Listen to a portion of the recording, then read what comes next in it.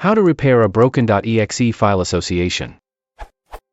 After, hopefully, scrubbing viruses out of a Windows 7 installation, after deciding not to simply run over the laptop repeatedly with my car, I've got everything almost back to normal.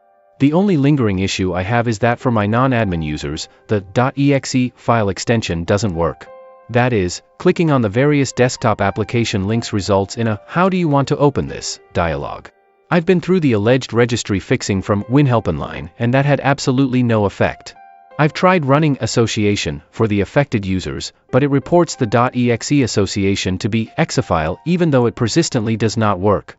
Right-clicking on a desktop icon and then choosing Start does successfully open an application, but that's clearly a terrible situation. For my admin user, things seem to work fine.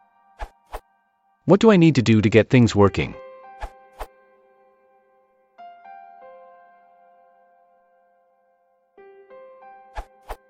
Open Notepad and save a text file using a .reg extension with the following content. Double-click the file, then reboot. Disclaimer: use at your own risk. There is no guarantee that this will work.